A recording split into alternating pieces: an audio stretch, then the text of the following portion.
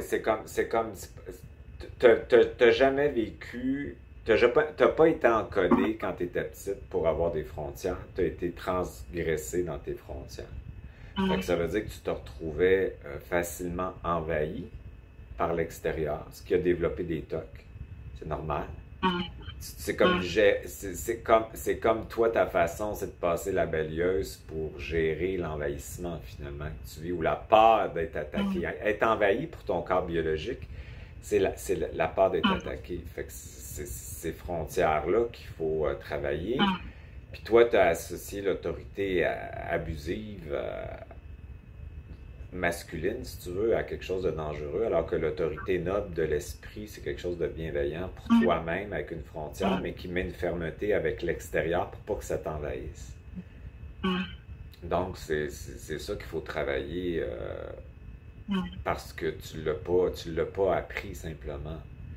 Fait que là, dans le fond, toi, tu n'avais pas le droit d'exister, tu n'étais pas légitime, puis là, tu es en train de désillusionner parce que ta mère, elle a t'as voulu exprimer ce que tu as vécu à ta mère dans ton processus, puis elle t'a renié dans un sens. Puis oui, il y a une forme de déni de leur part, mais en même temps, ils savent très bien ce qui s'est passé, mais s'ils seraient en contact avec ça, leur ego serait déstructuré. Fait qu'ils préfèrent maintenir leur histoire inventée que de vivre la réalité. Fait que quand on fait du point zéro pour revenir dans la réalité, comme toi, ça veut dire que tu commences à dépolariser, tu commences à t'ancrer, tu commences à revenir dans la réalité, mais la réalité, c'est dur. C'est dur au début, puis après ça, ça devient bon. Mais au début, les illusions vont tomber. Ouais, se déchirer, en Ben fait. ouais. Fait que là, quand les illusions tombent, là, on tombe dans notre puits, hein, qu'on a été chercher les parties de toi dans le puits, là, dans le trou, là, qu'on appelle l'abîme. Ben, tu vas tomber, tu vas faire une grande régression que tu as faite. On a travaillé l'abîme. Fait que la régression est dure. Tu sais, je comprends ce que tu as vécu, mais en même temps, elle est nécessaire parce que ça a déclenché tes actions par rapport à ta mère, puis expliquer qu'est-ce qui s'était passé, puis tu as vu ses réactions, puis ça te mène dans le réel. Fait que ça veut dire que là, tu es dans la réalité, puis tu n'as pas le choix de revenir à toi-même. C'est trop comme ça, moi, vite, en fait, juste après notre rendez-vous le premier. Ouais. Direct. Mais direct, je me suis pris, j'ai cliqué, je suis rentrée, terminé. Là, j'étais KO, quoi. Ouais. Même, c'est ça, c'est parce que t'as des outils pour avoir géré ça, parce que des fois, les gens, quand on travaille ça, là, il faut que, tu sais, ils vont m'écrire, puis je vais leur dire, arrête de le faire. C'est pas le temps. Ça c'est trop dur. Mais toi, t'as beaucoup d'outils, t'as beaucoup, t'es une thérapeute, t'as plein d'outils. Fait que t'étais capable. Fait que tu savais quand même, t'avais quand même des balises pour te dire, OK, ça, c'est la suite du traitement, si tu veux. Puis là, il y a une réaction. Oui, voilà, c'était une demande quand même que j'avais. Donc, je me doutais que ça va pas passer comme des bisounours. J'ai pas trop peur de... Ouais, mais toi, t'es habitué, mais... Ouais. De plus, si c'est pour une bonne cause, ça me va. Ouais. Ok. Mais ce que je voulais dire tout à l'heure avec l'exercice, quand j'allais chercher les fragments dans la pile, là, j'ai réalisé que, aujourd'hui, comme tu dis, je suis armée, c'est ok, je l'ai senti aussi comme ça. Mais quand j'étais petite, je n'aurais jamais, ou plus jeune, je n'aurais jamais pu faire ça. Je pense que j'aurais pu me flinguer, mais vraiment, je n'aurais pas pu supporter, en fait. C'est pour ça que l'abîme, là, où tu as été te réfugier, à te sauver la vie, dans un sens, parce que tu dissociais de la réalité.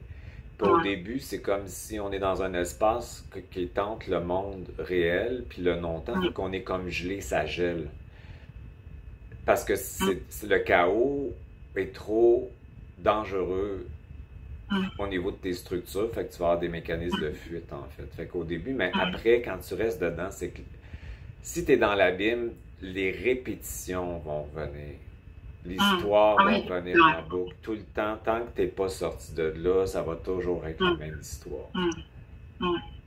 Fait que l'abîme, c'est l'anticréation. Fait que tout ce que tu vas essayer de faire, ben, il va y avoir une contrepartie anti-régression finalement. Puis là, tu vas rechuter ou tu vas faire des relations qui vont tourner en boucle. Fait que c'est pour ça qu'un coup ramené ici, c'est plus facile de retrouver son autorité, puis à ce moment-là, la frontière va s'installer. Puis quand tu as une frontière, ça permet psychiquement, psychologiquement, énergétiquement, biologiquement, d'avoir une forme de coexistence avec l'extérieur. Donc, ça veut dire les émotions des autres, les pensées des autres, les actions des autres, les paroles des autres, les jugements des autres, les critiques des autres, la jalousie des autres, les manipulations des autres. Fait que tu coexistes, ça ne t'affecte pas dans ton énergie. Mais tu le sais, mais tu ne le ressens pas. Fait que quand tu ressens l'envahissement, c'est un manque de frontières. Quand tu sais l'envahissement, c'est de l'autorité noble. C'est ça qui est extraordinaire. Oui, c'est vraiment c'est quand tu dis l'envahissement, je sens. L'envahissement, c'est de l'attaque. Ouais, voilà, c'est ça. Ouais. C'est de l'attaque, c'est de l'abus, c'est de la domination, c'est de la coloration, ça te fait perdre ton identité.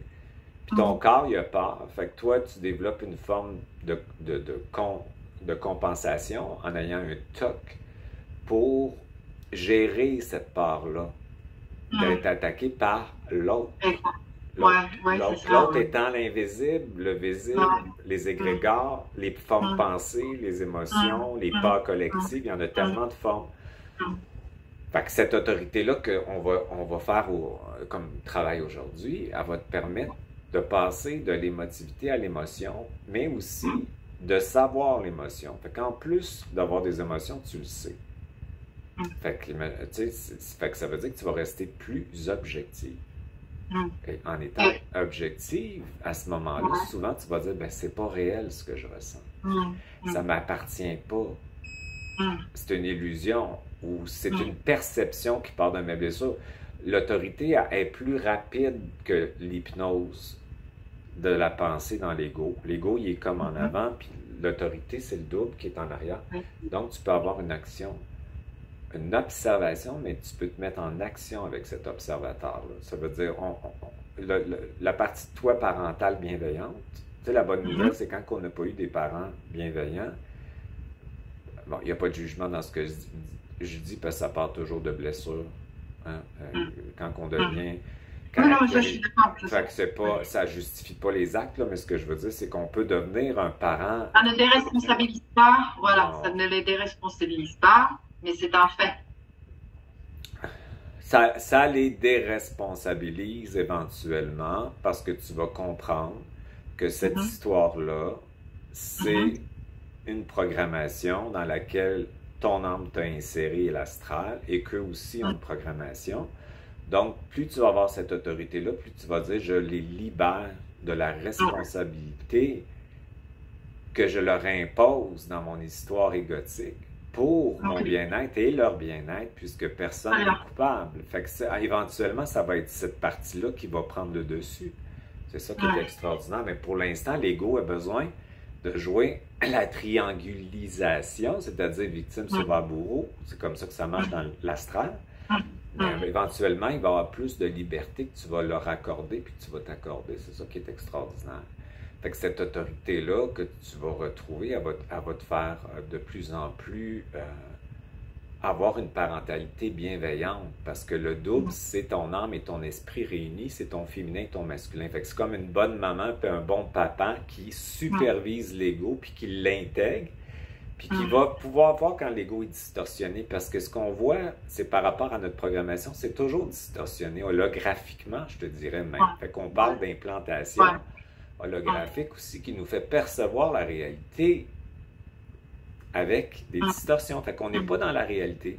Puis revenir dans la réalité sans ces lunettes de distorsion-là, c'est difficile aussi pour les personnes qui ont eu des vies difficiles ou qui ont été dans le déni pour survivre, mais après, ça l'amène une forme d'apaisement, de bien-être. Tu ne vas pas dans des histoires pour perdre ton temps qui se répètent. Tu es de plus en plus équipé parentalement pour toi-même pour vivre cette réalité-là au point zéro. C'est extraordinaire. Fait que c'est pour ça que moi, je trouve qu'on a une chance vraiment de ne pas avoir eu des bons parents, parce qu'on a soit le choix de le vivre en état de victime impuissante, qui subit ça en mémoire toute notre vie, ou de devenir grâce à eux, on devient cette parentalité-là qu'on s'offre à soi-même. Puis un coup qu'on l'a, on les libère parce que c'est grâce à eux qu'on n'a pas eu le choix d'aller revenir à l'intérieur de nous autres pour s'offrir ça. Moi, je trouve ça extraordinaire, ce chemin-là. Oui, c'est vrai. Fait que c'est ça, ce qu'on appelle la résilience et le double, c'est la capacité d'utiliser l'adversité, les problèmes, les traumatismes, comme de l'énergie pour en faire quelque chose de plus intelligent et créatif pour soi-même. Donc, ça veut dire que ton double, c'est cette partie-là qui va utiliser les traumas pour créer quelque chose avec. Puis la partie hypnotisée, elle va s'identifier aux traumas puis elle va les compenser. Plus tu vas compenser les traumas, plus tu vas t'éloigner du trauma, mais plus tu vas être en survie dans des mécanismes de survie. Fait que tu as comme des programmes, puis tu as des sous-programmes. Puis les sous-programmes, c'est des bénéfices secondaires de l'ego, mais ils t'éloignent de la racine.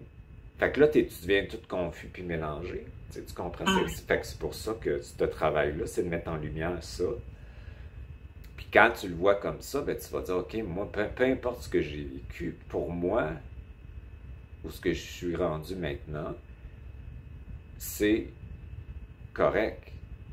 Puis grâce à tout ça, je suis devenu ce que j'étais parce qu'à un moment donné, j'ai sorti de l'hypnose. C'est-à-dire que quand on est dans l'hypnose, on n'est pas en contact avec tout ce qui s'est passé parce qu'on a des mécanismes de fuite, de déni, de compensation, d'anxiété. On peut même s'identifier à la souffrance, même si on ne veut pas souffrir, puis que ça devienne une forme d'identité. Puis quand on trouve notre identité, elle est libre de l'histoire, elle est à l'intérieur de nous autres. Cette identité-là, ben, plus tu en as, plus tu lâches l'histoire. Plus tu lâches l'histoire dans l'histoire. Plus tu lâches l'histoire dans l'histoire dans l'histoire, ça veut dire toutes tes vies passées. Puis là, qu'est-ce qui arrive? Tu reviens au centre de l'âme, qui n'a pas de mémoire. Donc, ton âme, tu sort de l'astral, puis elle se remet égale à l'esprit. Puis là, t'es âme et esprit incarnés, parce que le corps, c'est l'âme qui reçoit le contenu de l'esprit, qui vibre dans le vide de ton corps, qui est la source. Fait que tu deviens libre au-delà du karma, de la transgénéralité, de l'astrologie, de la numérologie. Puis c'est ça qui intéresse tout le monde en ce moment, cette liberté-là. Donc, on a beaucoup regardé ce qui nous dominait à l'extérieur, les gouvernements, la manipulation, le mensonge. Puis là, c'est le moment de revenir en arrière. Exact. À l'intérieur de nous. J'ai beaucoup été voir ailleurs. Oui, c'est ça. Mais c'était le fun d'aller voir ailleurs parce qu'on a eu un miroir de ce qui est à l'intérieur de nous. Puis là, on va aller s'occuper de ça, puis on va aller transmuter ça, puis on va trouver notre liberté dans les prisons. Parce que c'est des prisons, des structures mentales, psychologiques, économiques, politiques. Puis on va trouver notre liberté dans la prison parce que c'est une illusion. On le sait, là. Il y a quelque chose qui est illusoire là-dedans parce que c'est toutes des perceptions avec des lunettes différentes. Puis ça part tout de blessures puis de traumatismes où tu les compenses soit en devenant un bourreau, une victime, un sauveur. Puis là, on veut trouver notre liberté au-delà de ça. Puis c'est ça le passage, là. Fait que le passage, c'est revenir à l'intérieur, la souveraineté, l'essence, le moi supérieur. Il y a toutes sortes de noms pour ça, l'esprit, peu importe, c'est pas important, c'est ton essence qui émerge dans ta forme. Fait que quand tu en as plus d'identité, ben tu les libères. Tu te dis, j'ai plus besoin de t'attacher à mon histoire, fait que tu es libre. Puis là, tu te libères en même temps, mais tu les as libérés. C'est ça le passage. Fait que cette autorité-là, c'est ça qu'on va faire aujourd'hui.